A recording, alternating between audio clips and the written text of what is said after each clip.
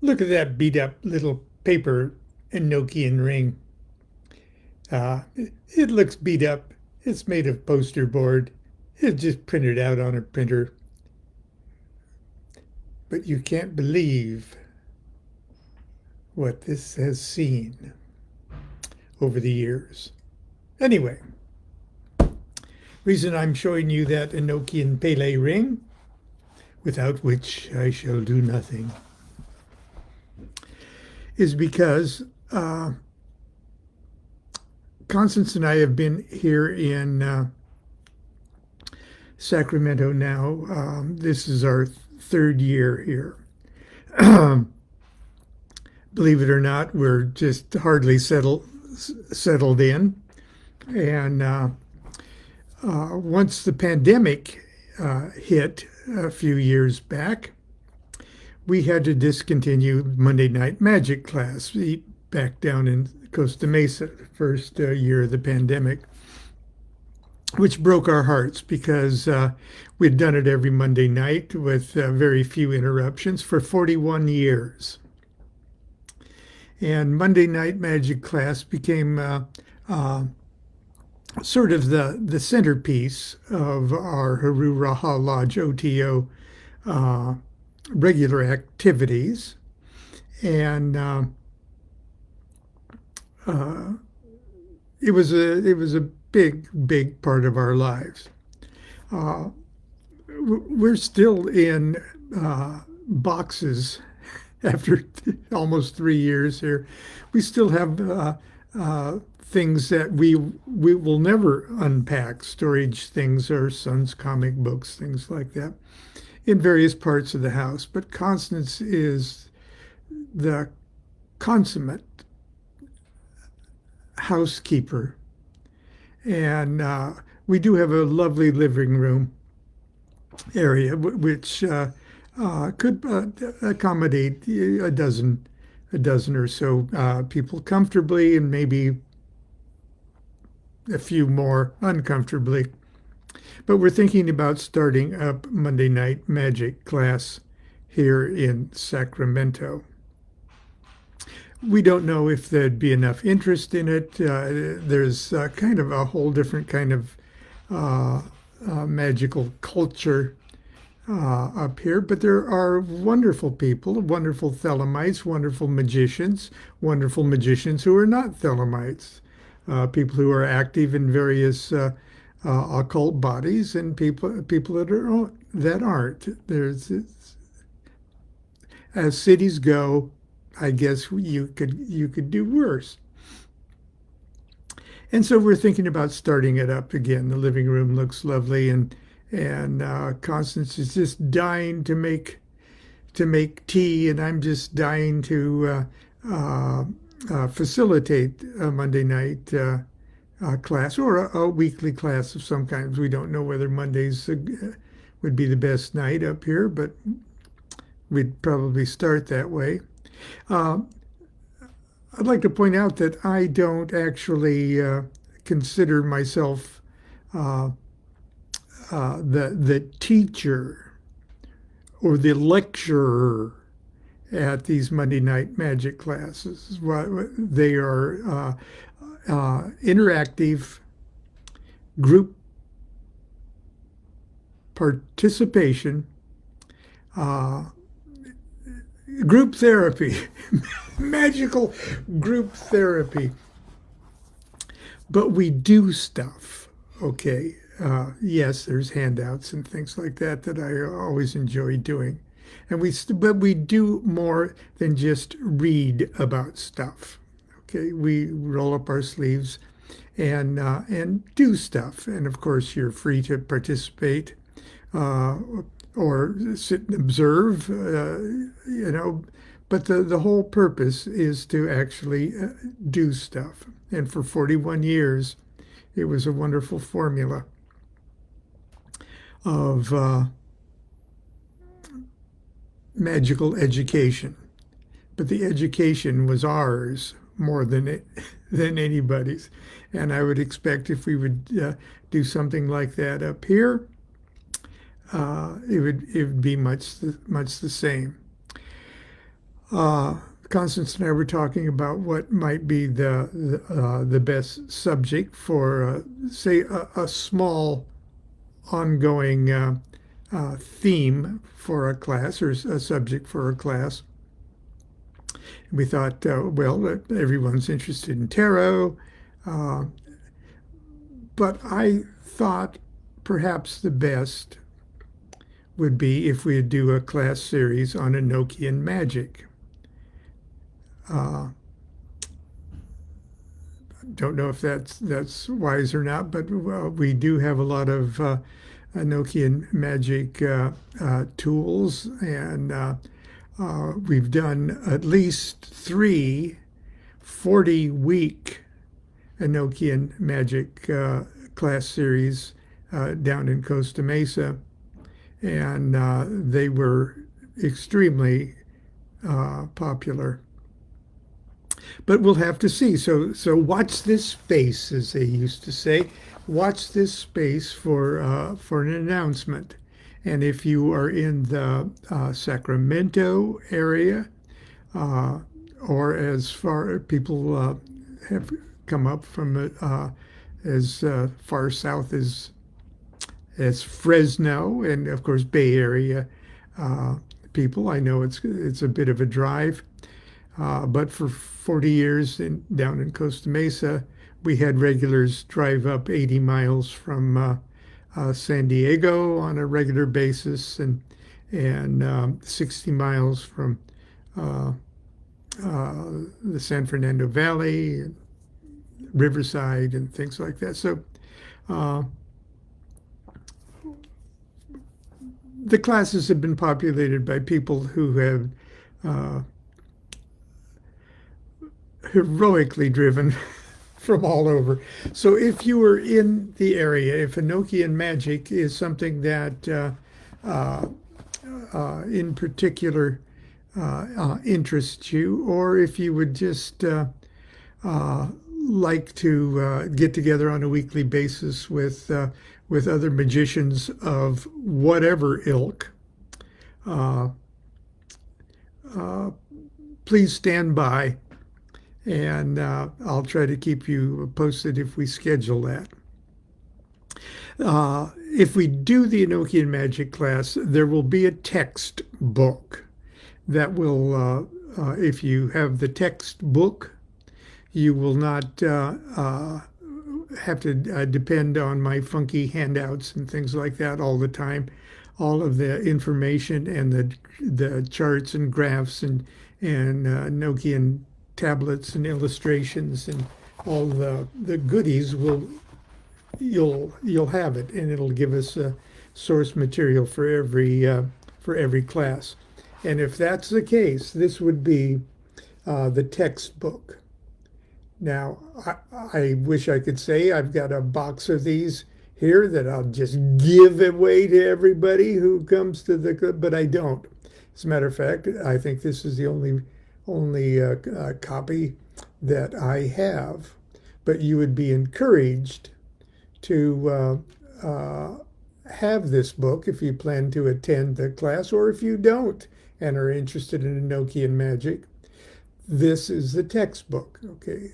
Enochian Vision Magic, a practical guide to the magic of Dr. John Dee and Edward Kelly. And I'm sure if we got going, I would probably, if you don't know how to order from Amazon, or I don't have a text, we'll try to make sure that you find a way to buy your own textbook for the class. Otherwise,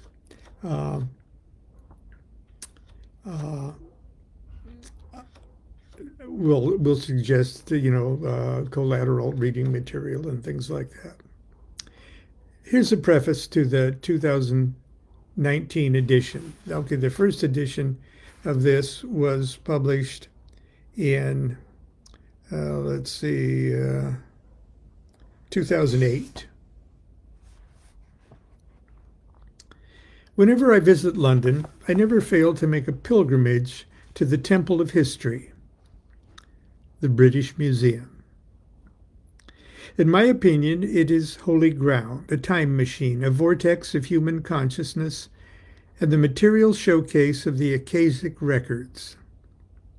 I love it all, especially the endless, low-ceilinged catacombs of the basement. I'm particularly drawn to the Greek and Roman antiquities, the Babylonian and Assyrian exhibits. They're so monumental, awe-inspiring that they haunt my dreams for months after the visits. And I told you down in the basement, that's where the statue of Demeter, I accidentally backed into it, and the throne Demeter goosed me. But as much as I'm drawn to the ancient stuff, I linger longest gazing upon a modest collection of articles from the more recent Elizabethan period of English history. An elaborately inscribed wax disc about 9 inches in diameter, and several smaller versions of the same. A beautiful gold medallion about 3 inches in diameter, and a black obsidian mirror mounted in an upholstered carrying case. In the mid-1980s, when I first came upon them, they were identified simply as magical objects of Dr. John Dee, circa 1583. And they were tucked inconspicuously among furnishings and small household items of the period. In the years that followed, the collection moved several times, each time to more conspicuous displays. The articles now rest in a prominent display case of their own in the center of a first floor gallery, the King's Gallery, I think it's called. It seems that interest in John Dee and his celebrated status as a mathematician, international spy for Queen Elizabeth I, and model for Shakespeare's Prospero, has grown in the last 30 years. The items, which should be familiar to everyone who's even remotely interested in Enochian magic, are key elements and souvenirs of the most amazing magical adventure ever recorded. A beeswax sigillum diameth, the design which displays figures and letters, an angelic hierarchy of heaven. The golden talisman, the design of which is a graphic index of the great table, home to an angelic chain of command that forms the structure of existence itself. And the black obsidian magic mirror that served as Dee and Kelly's angelic viewing screen for nearly 3 years of meticulously recorded magical visions. I sometimes wonder if John Dee and Edward Kelly ever gazed into that dark mirror and peered 400 years into the future. A future when their audacious attempts to tap the mind of God and communicate with angels would be studied, debated, analyzed, and initiated by magicians and spiritual adventurers the world over.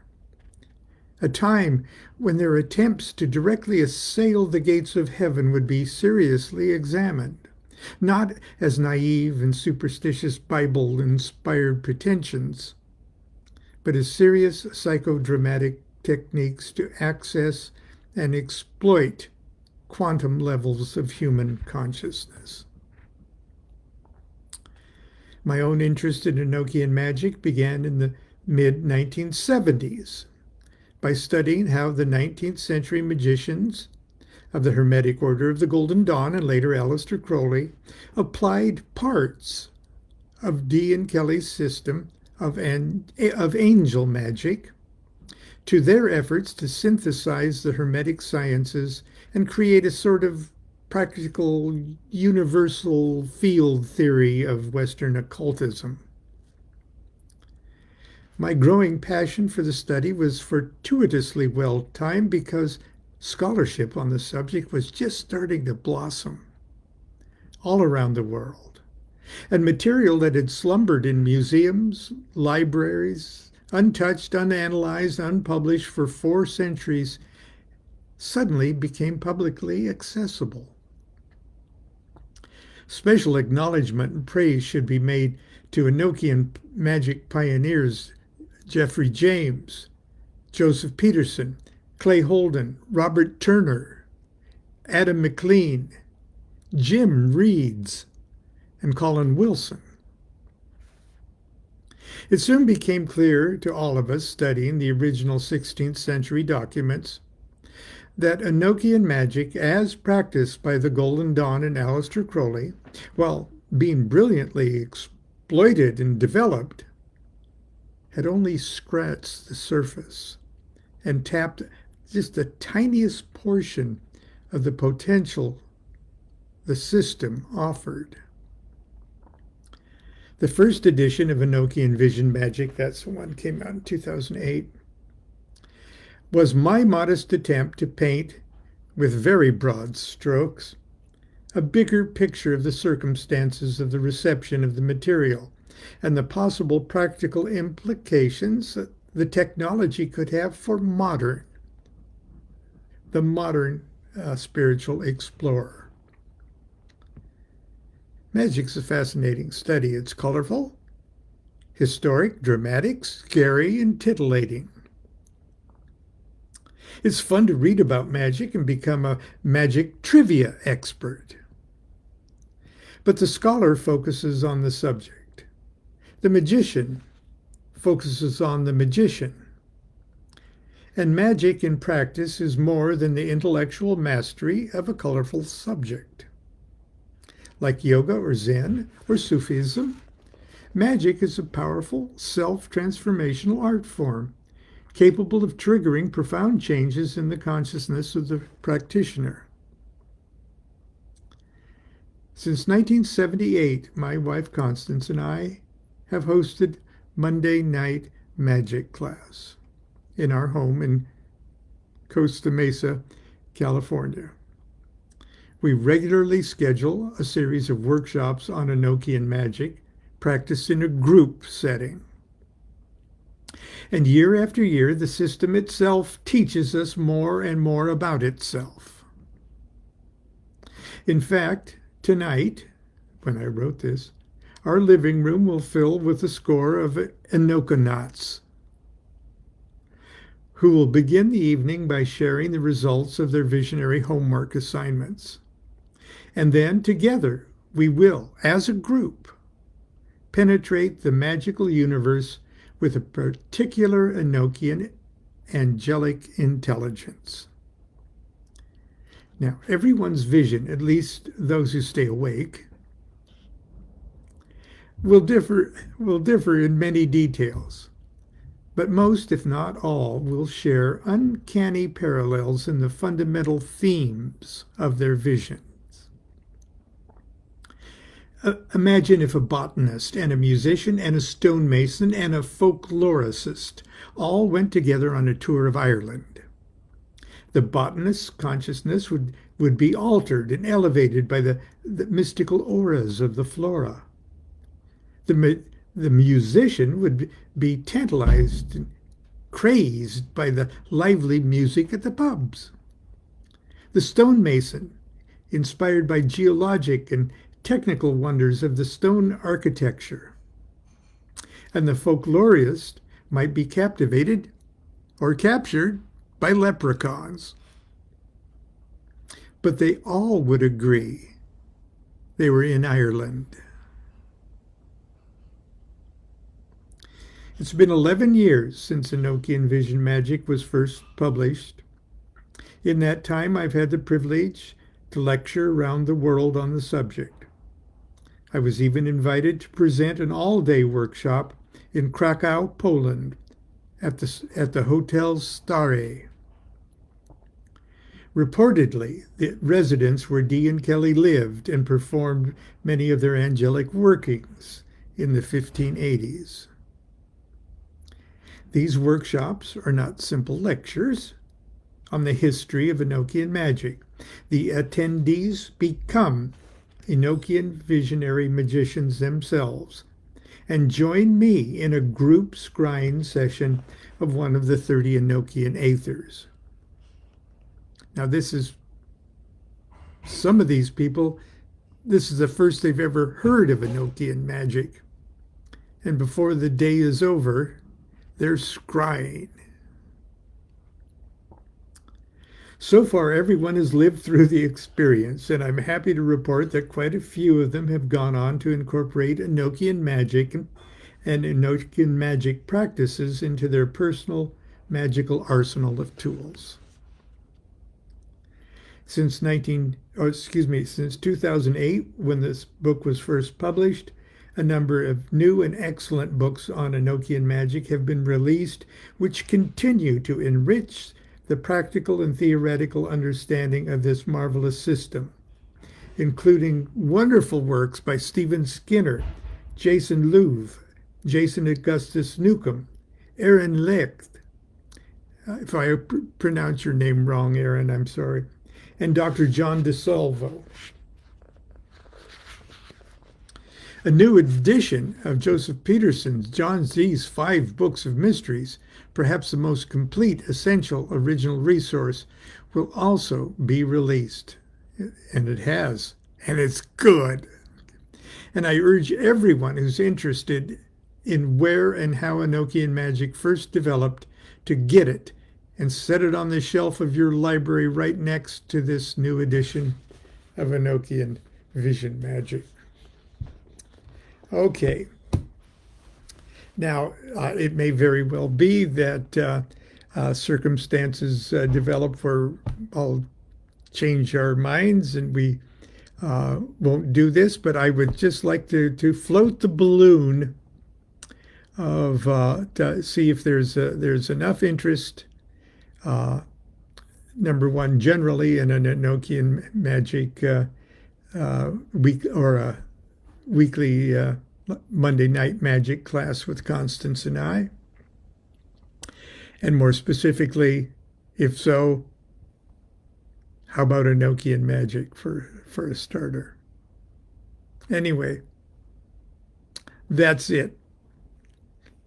Have a wonderful Thursday, and we'll see you tomorrow, hopefully.